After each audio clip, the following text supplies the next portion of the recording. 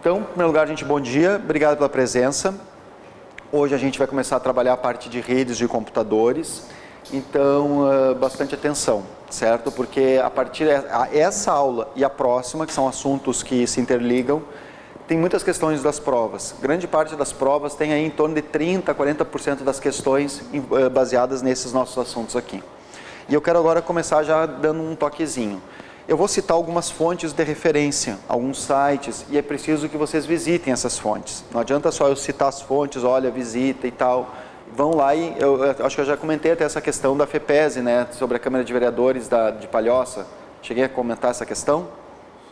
Que eu trouxe a prova da Câmara de Vereadores de Palhoça, que foi uns três finais de semana atrás, e que caiu uma questão justamente envolvendo aqui essa parte de redes, domínios, e que era uma questão que você resolvia lá para uma fonte de referência que eu dou. Cheguei a trazer essa questão? Não. Mostrei? Bom, qualquer coisa no intervalo eu trago ela de novo e reapresento para vocês entenderem de quanto é importante quando o professor cita a fonte e lá na fonte dá uma olhada, certo? Não adianta só o professor, por exemplo, vamos pegar o caso aí do direito, né?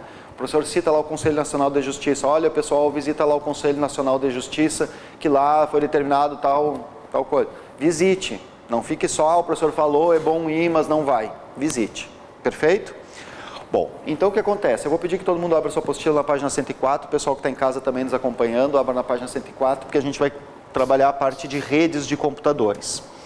Então, por que essa aula é tão importante? Essa e a próxima são aulas tão importantes? Por que as provas têm aí carregado bastante nesse conteúdo de redes de computadores?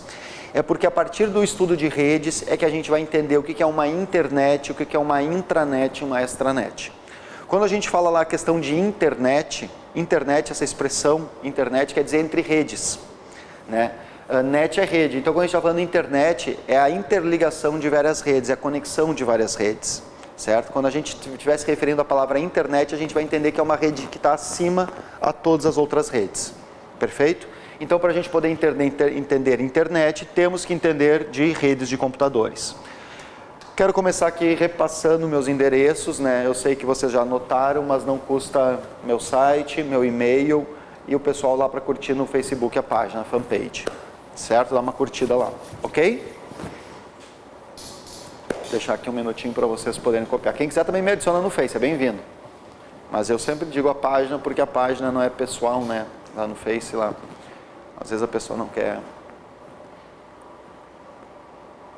No Face é só botar Aprender Digital, ou Paulo Najari que me acha. Ok? Podemos? Então, o que acontece? Primeiro, vamos começar com uma brincadeirinha aqui, né? Pessoal conectado na rede, é isso aí mesmo? Vocês estão assim, conectadinhos na rede? Uma brincadeira, por quê? Porque agora a gente vai entender o que são redes de computadores, agora que nós vamos entrar mesmo no nosso assunto.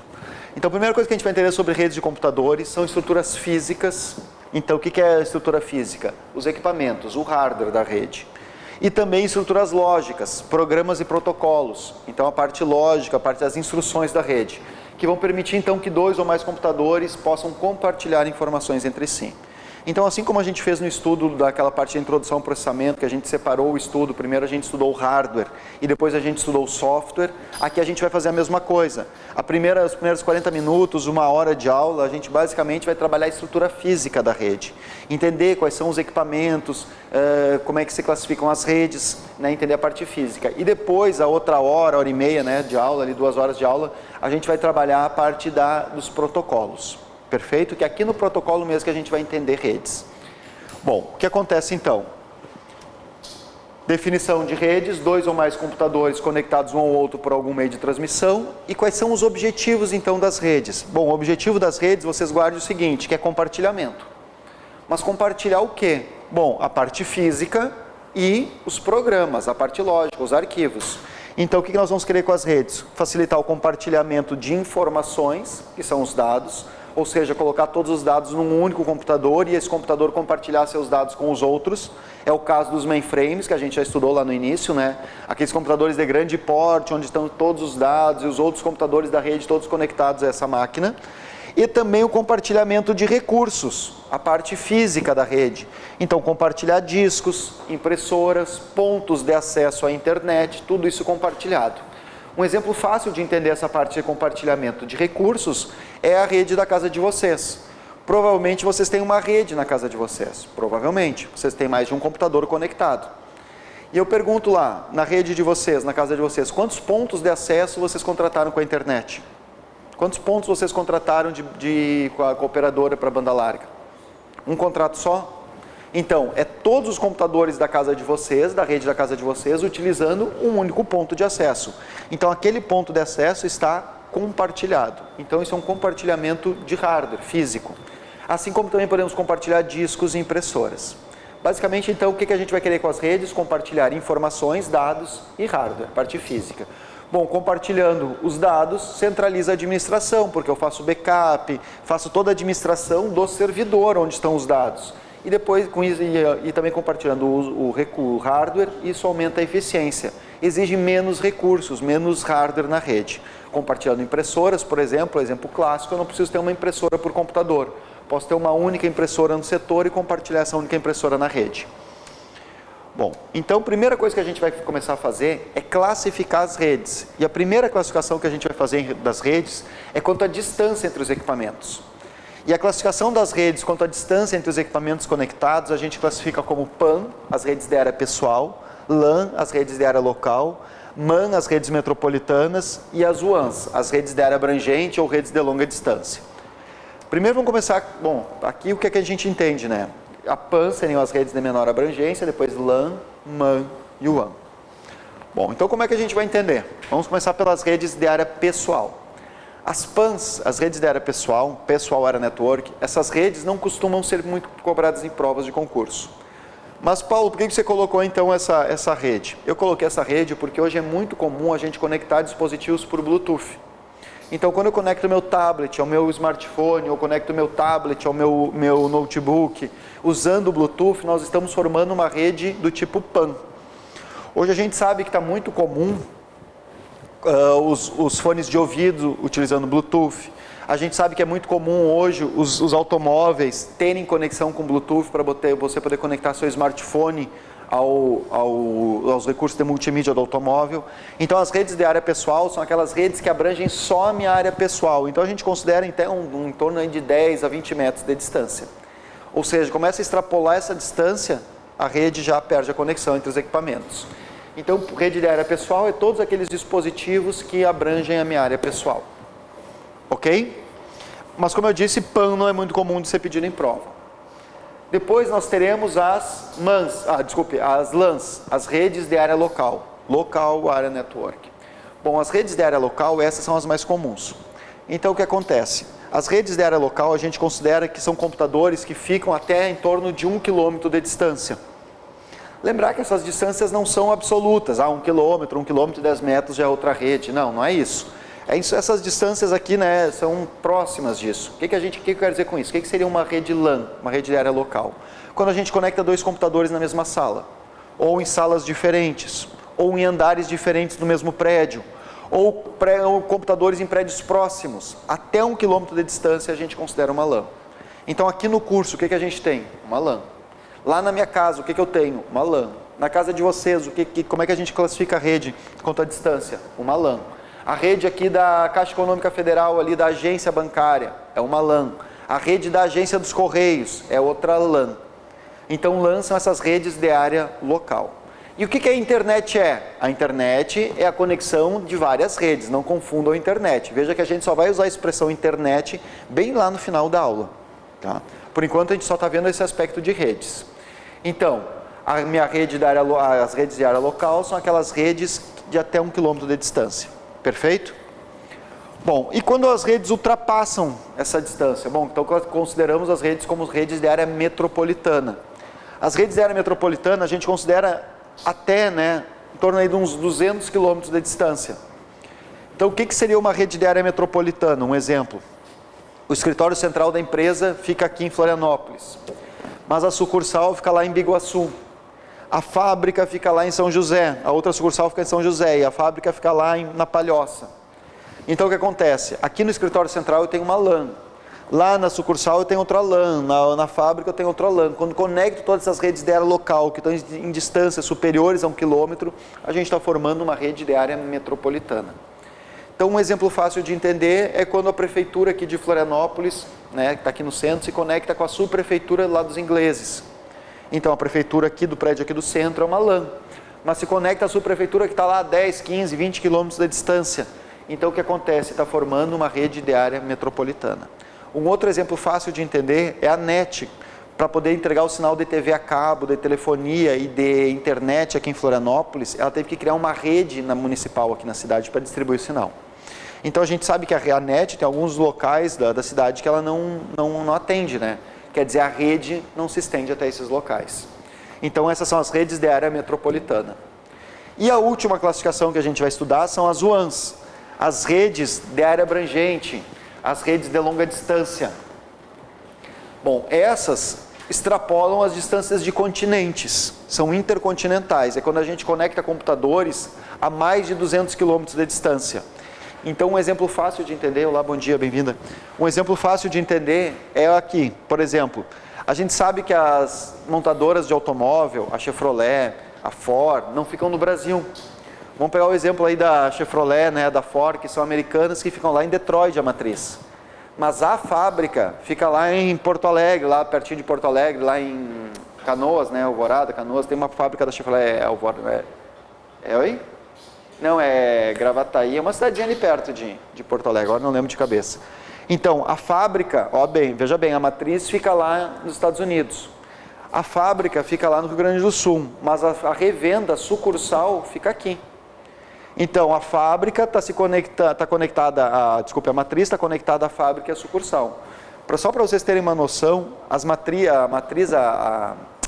a montadora da Chevrolet, ela sabe exatamente quantos automóveis tem em cada revenda, em todo o Brasil. Sabe cada parafuso que tem em cada revenda. Ela faz esse controle, porque ela não manda a fábrica produzir nada mais do que for necessário. Ela tem esse controle. Então, tudo isso está formando uma rede. Eu já quero que vocês observem que nas redes de longa distância, já começa a haver a intervenção aqui da internet. A internet começa a entrar como um meio. Então, o que eu quero que vocês comecem a imaginar, a fixar a imagem da internet como sendo a nuvem computacional, ou computação em nuvem, certo? Então, se a gente for representar hoje a internet, nós vamos representar a internet como uma nuvem. Já fiquem com essa imagem na cabeça. Diga.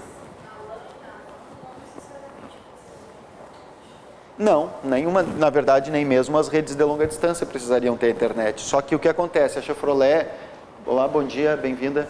Essas grandes empresas, elas não vão montar uma estrutura, passar cabeamento próprio. Elas vão utilizar, normalmente, elas utilizam a estrutura já que as próprias operadoras de telefonia têm. Os cabos, mas elas podem criar sua própria estrutura? Poderiam criar.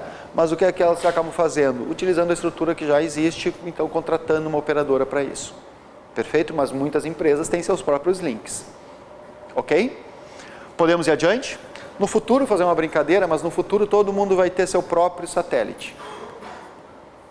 Se a gente pegar lá no início, lá, como é que era lá na virada lá 1800, 1900, sabe como é que era o automóvel na virada do século passado? Não existia buzina. Sabe como é que era anunciado o automóvel?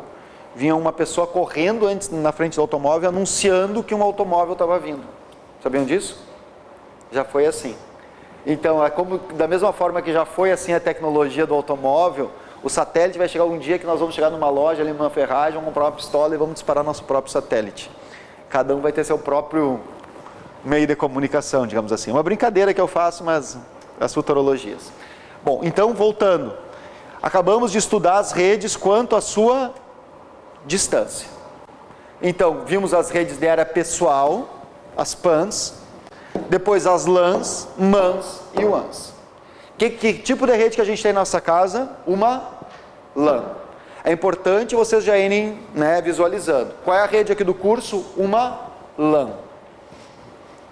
Ok, vamos adiante.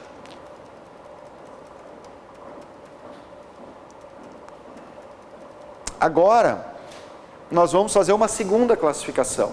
Nós vamos classificar quanto à topologia. E a topologia, o estudo da topologia, ele pode ser feito de duas maneiras diferentes. A primeira é estudar a topologia física. O que é a topologia física? É o arranjo físico de como os computadores fisicamente são interligados. E é essa que nós vamos estudar. Mas existe também a topologia lógica. E a topologia lógica nós vamos abordar de maneira bem mais superficial. A topologia lógica é a forma com que os dados são transmitidos. A gente vai trabalhar isso, mas nós não vamos aprofundar muito nos tipos de topologia.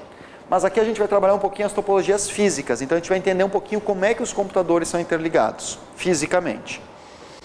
Então, topologia física nada mais é do que um diagrama que descreve como os elementos se conectam.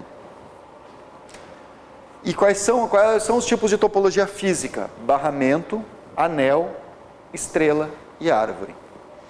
A primeira e a segunda, barramento e anel, são topologias que já caíram em desuso. Então o que acontece? O que é a topologia barramento ou bus? Barramento é aquela topologia que um computador fica conectado diretamente ao outro, formando a rede. Essa topologia, apesar de ter sido as primeiras topologias, né, as primeiras redes montadas usavam essa topologia, para os padrões de hoje ela caiu em desuso, porque ela tinha um problema. Se algum computador da rede saísse da rede, se algum desses computadores saísse da rede, a rede caía toda. Ou seja, por exemplo, se eu fosse fazer a manutenção, a limpeza aqui da sala, fosse passar a vassoura e o cabo e a vassoura engatasse no cabo e acidentalmente eu puxasse e o cabo aqui rompesse uma pequena parte em qualquer posição, todos os computadores da rede saíam, todos os computadores que estavam na rede caíam. Então essa topologia, apesar de ser a primeira topologia a ser usada, para os padrões de hoje ela caiu em desuso. Então essa topologia é barramento. Para tentar evitar esse tipo de problema, a IBM criou uma outra topologia que é em anel. Em anel também, os computadores são todos conectados um ao outro, só que agora formando um anel. Não existe início nem fim da rede, coisa que no barramento tem. Lá no barramento a gente tem que colocar no início da rede um terminador e no final da rede outro terminador. Aqui não tem esse problema. Além disso, nessa topologia anel, se o cabo romper em alguma posição, não há problema, porque os dados começam a circular no outro sentido. Só que o que acontece? Qual é o problema dessas redes, que também, já para os nossos padrões, já caiu em desuso? O problema dessa rede é quando você tem que inserir um novo computador na rede. Quando a gente tiver que inserir um novo computador na rede, é preciso refazer quase todo o cabeamento da rede. Imagina uma rede, por exemplo, que é composta por 2, 3 andares, né? Os computadores espalhados pelos andares e montadas em anel. Se eu tiver que acrescentar um novo computador nessa rede, provavelmente eu vou ter que refazer uma boa parte do cabeamento dessa rede. Então, para os padrões de hoje, a rede anel também caiu em desuso. Só quero lembrar uma coisa, aqui a gente está estudando rede de computadores, mas as antenas de telefonia de celular, elas são montadas em anel. Essas antenas que a gente enxerga por aí, certo? Só para vocês terem uma relação. Bom, então Paulo, quais são as topologias utilizadas hoje? As topologias utilizadas hoje são a estrela e a árvore. Obrigado. Então, o que é a topologia estrela? A topologia estrela é essa que usa esse centralizador de rede. Então, estrela por quê? Porque o centralizador dá esse sentido de pontas de estrela. Então, hoje, qual é a topologia mais comum? A estrela. Por quê? Colocando o centralizador facilita muito a montagem da rede. O que acontece? Esse centralizador pode ser um hub, um roteador, um hub ou um switch. A gente vai falar um pouquinho mais desses dispositivos de hardware daqui a pouquinho. Então o que acontece? Esse tipo de rede estrela, ela é muito fácil de ser montada porque toda vez que eu quiser acrescentar um novo computador na rede, eu não preciso refazer toda a estrutura de cabeamento, eu só pego esse novo computador e conecto direto a esse centralizador. Então a topologia estrela é muito utilizada. Agora, em determinadas empresas, determinadas redes, onde aumenta muito o tamanho da rede, é comum a gente fazer esse cascateamento de hub, ou seja, criar topologia em árvore. O que é a topologia árvore? Nada mais é do que várias topologias estrelas conectadas entre si. Então repara que aqui é uma estrela, outra estrela, outra estrela e outra estrela, todas conectadas por um outro centralizador, né, um outro hub, um switch, então dando esse sentido das ramificações de árvore. O que acontece? Então a gente pode entender, digamos, uma grande corporação, uma grande empresa, que tem lá a área financeira. Então todos os computadores da área financeira podem estar conectados por um único roteador. Os computadores lá da área comercial conectados por um outro único computador, roteador. O da área de recursos humanos também um único roteador. E todos esses equipamentos conectados entre si por um outro switch numa estrutura, numa hierarquia mais acima. Então essa é a topologia árvore. Bom, então quais são as duas topologias mais utilizadas? A estrela e a árvore. Por que eu voltei aqui na estrela? Porque eu quero agora que vocês fixem o seguinte. Na casa de vocês, como é que a gente classificou a rede quanto à distância? LAN. E agora, como é que eu classifico quanto à topologia física? É uma estrela. Na casa de vocês não têm um centralizador? Não tem lá um roteadorzinho? Ah, Paulo, mas o roteador que eu uso é sem fio. Tudo bem, tem antenas aqui, onde os computadores estão transmitindo sem fio. É comum os equipamentos terem hoje em dia a opção de você transmitir sem fio ou com cabo. Então o roteador pode ter lá umas 4 portas para você conectar computadores com cabo e ainda também ter o recurso de sem fio. Então voltando, né? Na minha casa, topologia do tipo, rede do tipo LAN, olá, bom dia, rede do tipo LAN com a topologia estrela, perfeito? Aqui no curso é uma LAN com a topologia estrela. Aqui teria que dar uma olhadinha para ver se é bem estrela, né? Pode ser que aqui já seja árvore, tá? Porque pode ser que tenha o roteador sem fio, aí eu teria que dar uma estudadinha melhor. Ok? Posso ir adiante? Bom, agora, gente, eu vou perguntar uma coisa para vocês. Vocês já devem, esse número aqui já deve estar bem conhecido de vocês, né? 802.11. Se eu falar desse número para vocês, tranquilo, né? Não preciso só botar esse número ali, já todo mundo já entende o que eu estou me referindo. Bom, importante vocês entenderem. O pessoal não viu aqui do outro lado? Então, se eu colocar esse númerozinho assim, ó, 802.11, sabem que a que isso se refere? Bom, então vamos entender a que esse número se refere, porque é muito comum cair em prova. O que acontece é o seguinte: imagine que os fabricantes de hardware da rede, da parte física, imagine o fabricante de uma placa de rede, certo? Imagine que eu sou o dono de uma fábrica. E eu, como lá com os meus engenheiros lá, né, que trabalham para mim, as placas de rede que eu fabrico num determinado padrão de comunicação. Nossa empresa aqui fabrica num determinado padrão. Todas as placas de rede da nossa empresa conversam entre si. Então não tem problema computadores diferentes utilizarem, se conectarem entre si, desde que utilizassem os mesmos fabricantes das placas. Só que o que começou a acontecer? Outros fabricantes de dispositivos de rede começaram a fabricar dispositivos em padrões diferentes. Ou seja, um outro fabricante de placa de rede fabricava placas num outro padrão, e se a gente tentasse conectar computadores com placas de redes diferentes, de fabricantes diferentes, não conseguiam. Por quê? Porque cada fabricante estava trabalhando num padrão. Para evitar isso, esse Instituto I3E, instituto formado por engenheiros da área eletrônica, de eletricistas, né, elétrica, da área elétrica, o que acontece? Esse instituto, ele cria o projeto 802 para padronizar os meios de comunicação, para justamente evitar que uma empresa fabrique um produto num determinado padrão e outra em outro padrão. Ou seja, para que todas fabriquem no mesmo padrão e todas possam conectar seus dispositivos entre si. Então eles criam o projeto 802. Por que projeto 802? Porque foi criado no ano de 1980, no mês de fevereiro. Perfeito? E esse projeto 802, ele cria um comitê para cada meio de comunicação. E agora, vocês têm na apostila de vocês, se vocês me acompanharem na página 106, aqui nós temos os comitês, ó.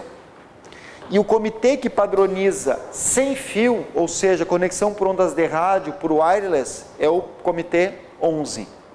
Então, olha bem, gente, sempre que falar o número 802.11, está se referindo à comunicação de rede sem fio, por wireless, por ondas de rádio.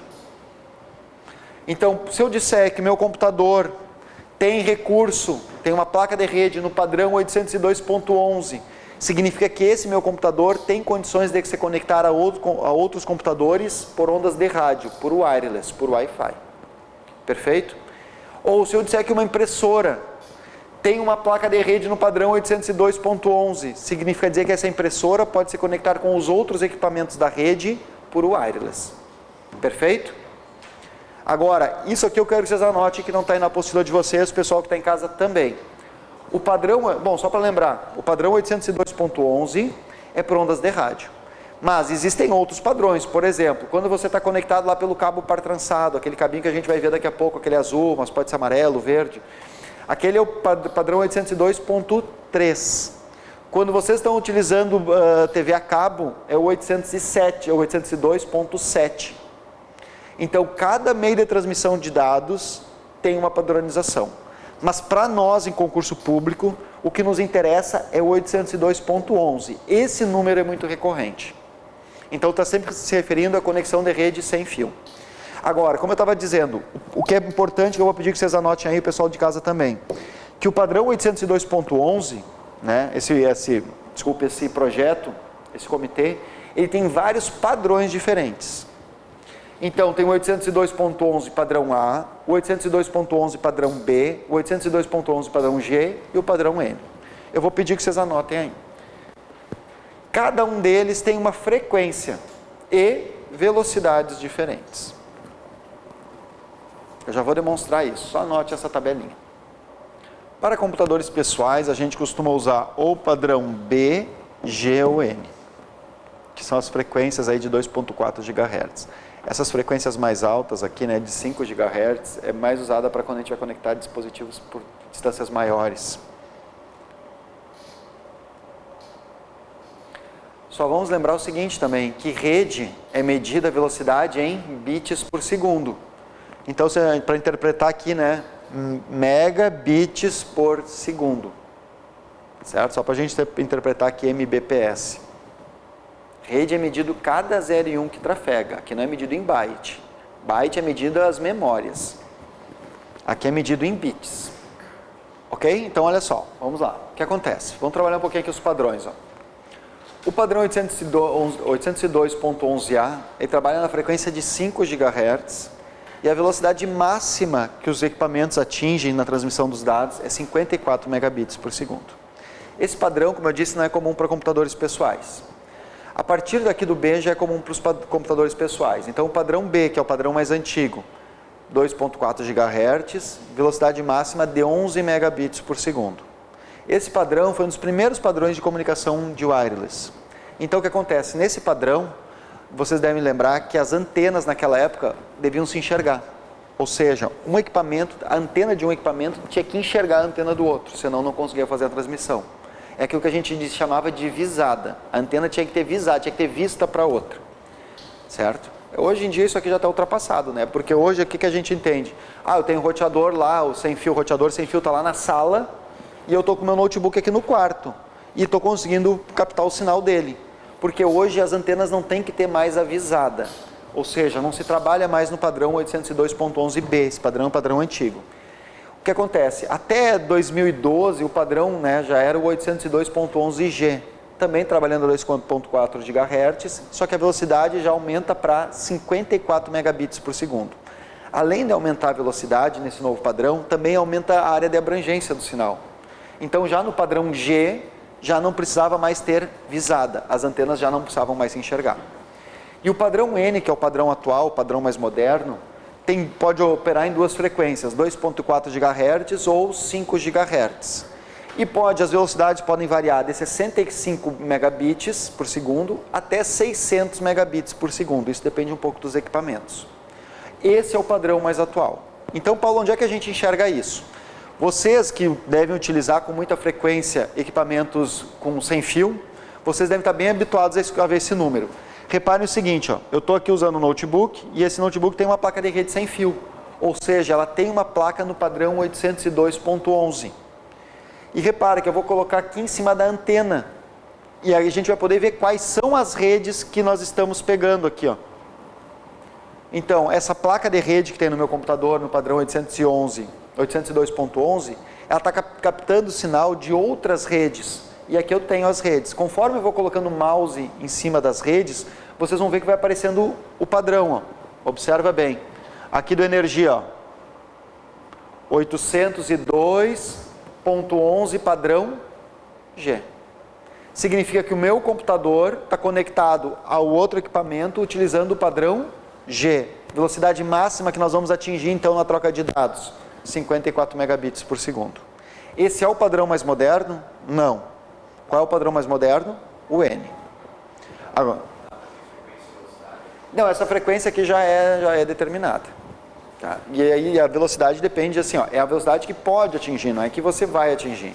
Isso aí depende dos equipamentos, da distância e das barreiras físicas. Aí vai entrar várias questões. Porque às vezes tem que dar uma cuidadinha, até deixa eu fazer um comentário já.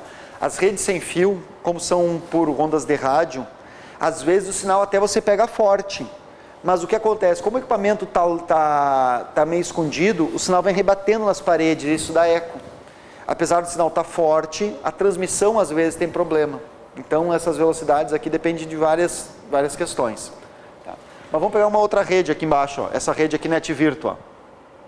Nessa rede, nós já estamos trabalhando no padrão, se conectássemos no padrão N.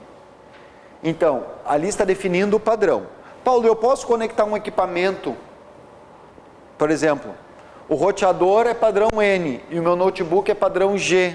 Posso conectar equipamentos de padrões diferentes? Pode. Só que se a gente conectar com padrões diferentes, sempre a conexão vai ser feita pelo padrão mais baixo. Certo? Então, sempre vai ser determinado, a velocidade sempre vai ser determinada por aquele equipamento do padrão mais baixo. Os padrões mais novos entendem os padrões mais antigos. Perfeito?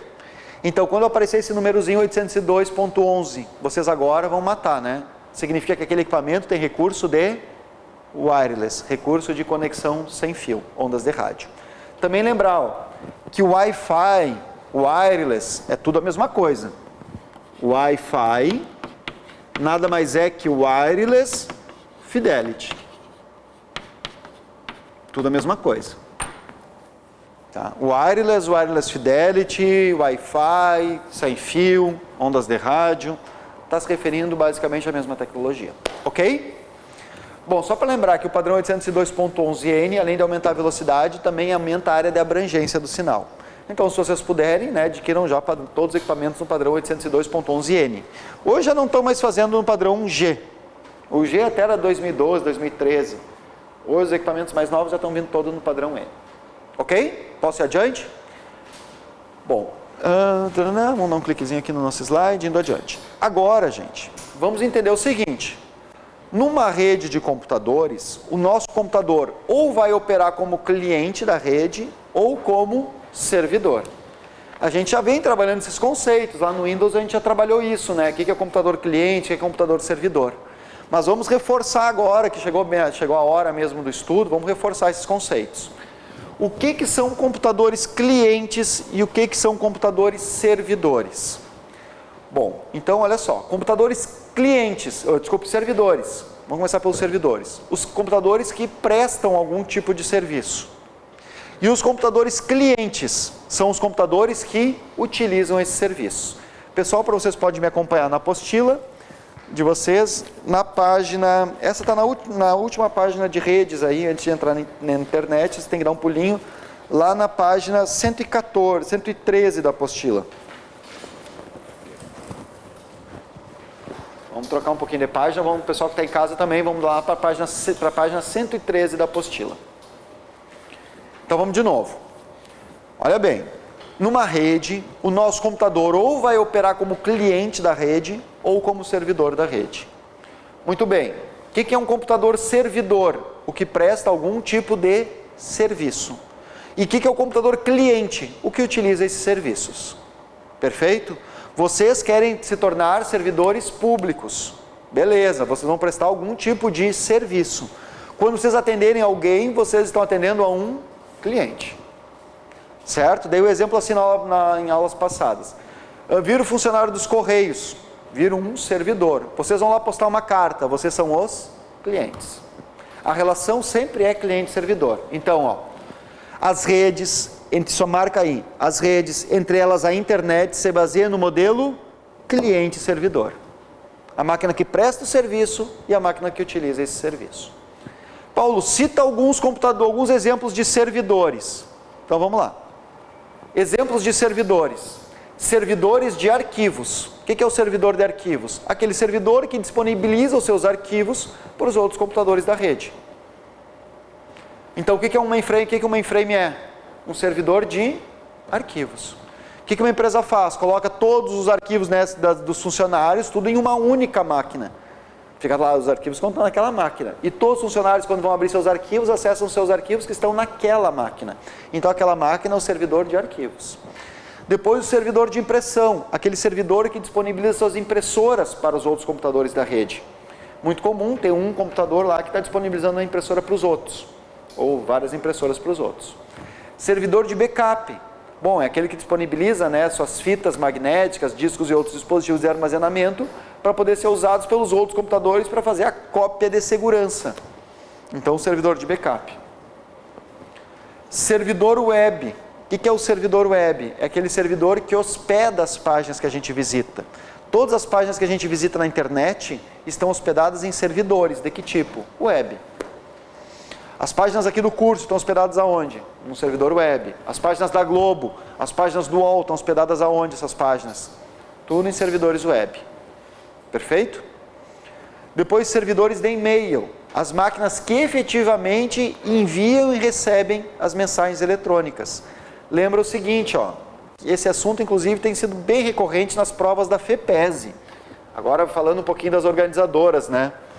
A FEPESE tem falado bastante em questão de e-mail. Inclusive na prova que teve agora da Câmara de Vereadores de Palhoça, é abordada essa questão, né, do servidor de e-mail na questão do endereço eletrônico do e-mail, que tem aquele sinal de arroba. Esse sinal de arroba do endereço eletrônico de e-mail, em inglês significa at, em português para. Veja bem, quando alguém manda mensagem para mim, ela não está mandando para a minha máquina, ela está mandando para o meu servidor de e-mail. Por exemplo, eu uso o Gmail. Então, quando alguém está mandando uma mensagem para mim, não está, na verdade, mandando para a minha máquina, e sim para o meu servidor de e-mail.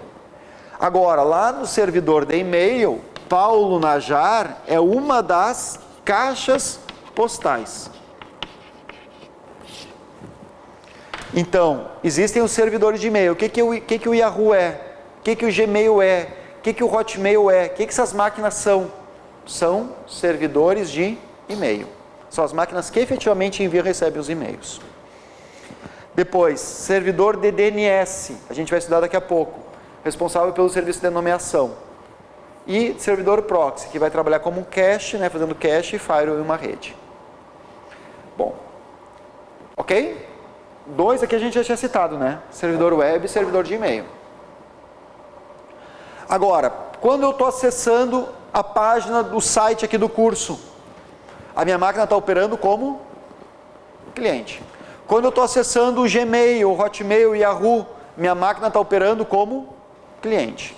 Quando minha máquina está mandando imprimir num outro computador da rede, minha máquina está operando como cliente. Ou quando está acessando os arquivos que estão em outro computador da rede, minha máquina está operando como cliente. Perfeito? Então a relação sempre é a máquina que presta o serviço e a máquina que utiliza o serviço. Agora, só um pequeno comentário aqui, tá? Sobre os computadores clientes. Um computador pode operar somente como cliente. Agora, um computador pode operar também somente como servidor. Nesse caso é chamado de servidor dedicado. Ele é só servidor. Mas existe casos na rede que o servidor às vezes também opera como cliente. Aí a gente chama isso de servidor não dedicado. Não é muito seguro fazer isso. Imagine que na máquina do Yahoo, além da máquina ficar enviando e recebendo e-mails, os funcionários do Yahoo usassem para acessar uma página na internet. Aí o que acontece? A máquina do Yahoo também estaria operando como cliente. Baixou já a segurança. Então, para ser seguro mesmo, o bom é que o servidor opere como um servidor dedicado. Mas isso aqui não cai em prova, é só para vocês entenderem. Que em casos específicos pode ser que o computador opere como cliente e como servidor. Então a gente chama isso de não dedicado.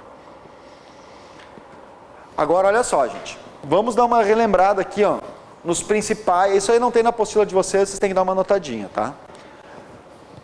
Vocês têm, mas de uma maneira um pouquinho mais espalhada aí pela apostila e não tão assim, eu botei aqui na minha apresentação, botei bem detalhado.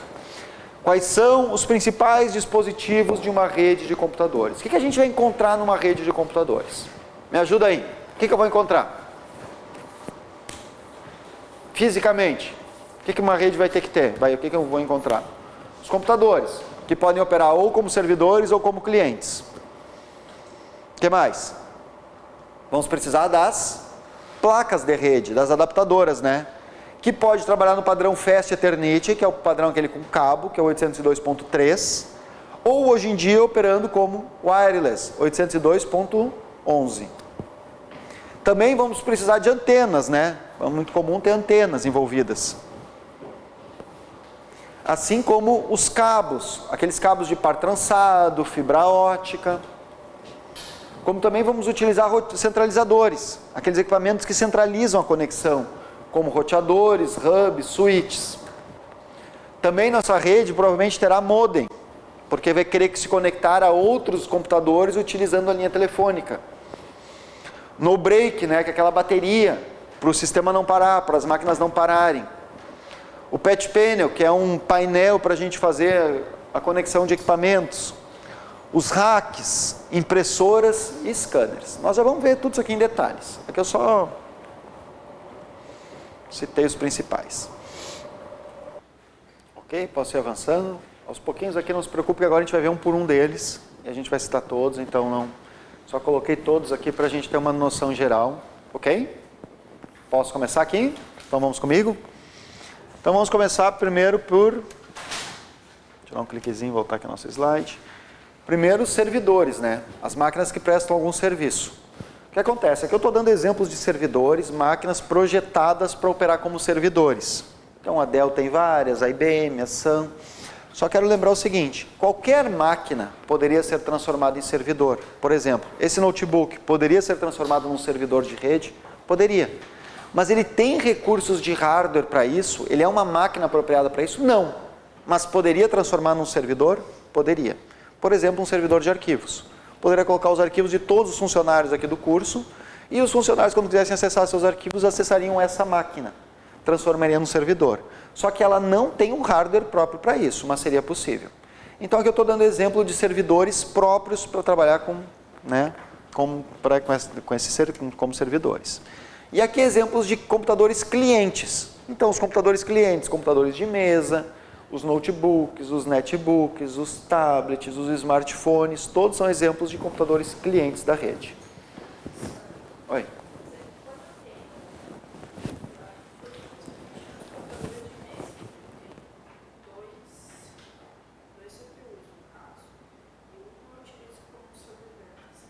Tá certo. Naquele momento que aquela máquina está prestando serviço de arquivos, é servidor de arquivos? Se os arquivos estão na... Perfeito, é um servidor de arquivos. Às vezes servidor até de banco de dados. Se o banco de dados está na máquina, pode ser chamado também de servidor de banco de dados, porque às vezes até a gente separa o banco de dados do sistema.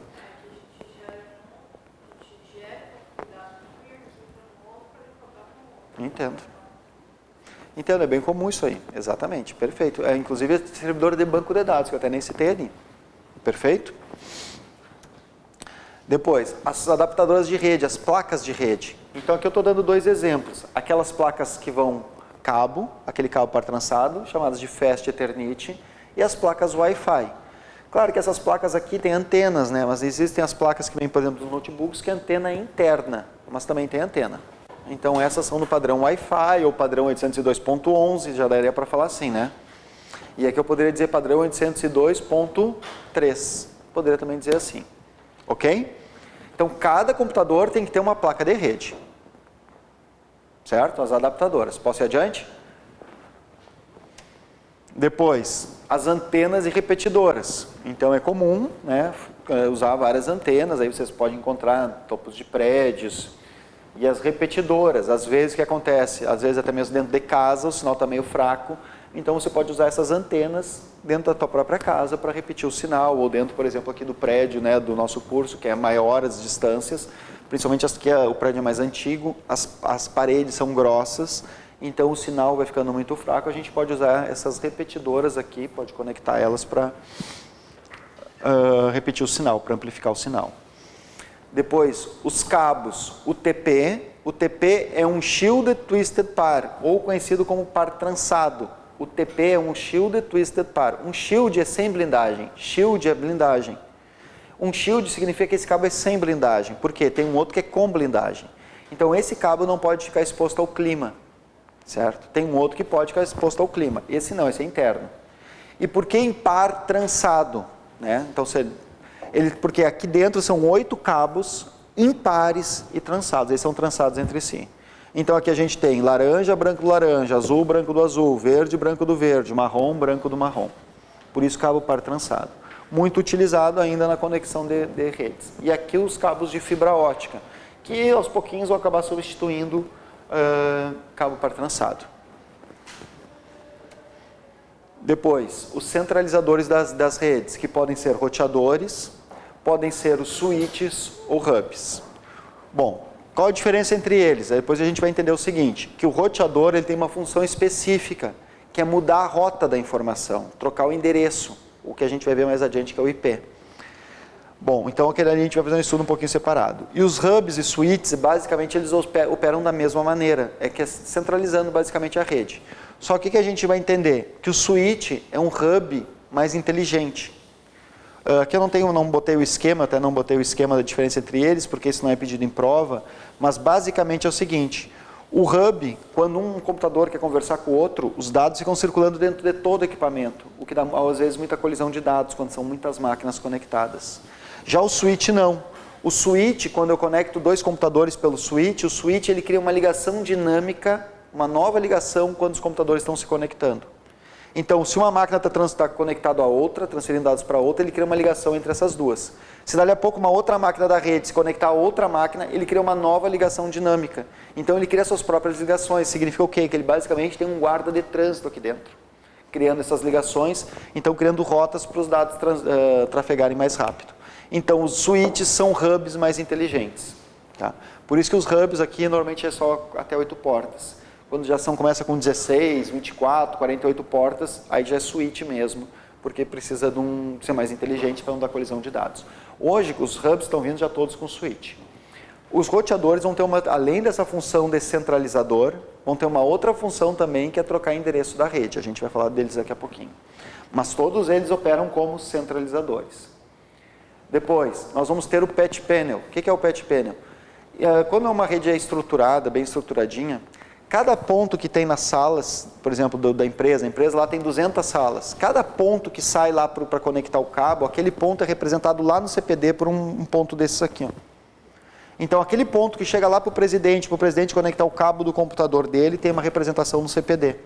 Então, chega o cabo lá e é representado então por esse patch panel. Aqui a gente pode ver vários, ali eu acho que não tem nenhum patch panel montado. Bom, e o rack? Esses racks são essas caixas metálicas que a gente usa então para organizar o CPD. Então a gente vai montar tudo isso dentro do rack. Porque a gente tem que lembrar que o servidor é a máquina mais importante dentro da empresa. Então essa máquina, primeiro que ela vai ter que estar já num gabinete fechado, e esse gabinete provavelmente vai ter que estar numa sala com acesso restrito.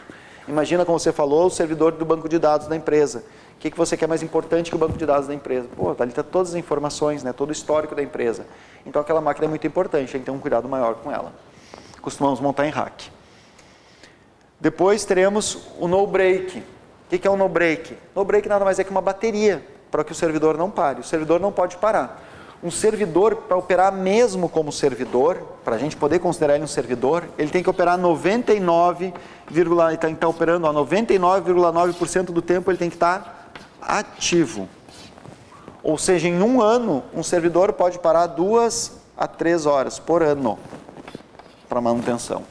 Ele tem que estar sempre ligado, 24 horas por dia ligado, 365 dias do ano ligado. Já imaginou entrar no site da Globo, o site da Globo agora não está no ar? E depois tentar entrar às 4 da tarde, o site não está no ar às 4 da tarde, tentar amanhã ele não está no ar. Não, ele tem que operar 99% ativo. Então ele não pode parar, e para não parar usa-se essas baterias, esses no-breaks. Lembrar que o no-break ele é uma bateria por um curto, né? Não é para uma bateria por um longo período, assim, de 10 horas. Não, o no-break ali ele tem uns 40 minutos, 1 hora de bateria. São várias máquinas, né? Quando, claro, mudou o IP para outra, dá manutenção numa e ele aponta para outra. Pega todos os arquivos que estão numa, transfere para outra e faz a manutenção naquela. Ou então, depois a gente vai ver que o disco pode ser trocado, esses discos SCSI, que usam aquele barramento SCSI, lembra dos barramentos SATA, IDE, que a gente viu lá na parte de introdução ao processamento?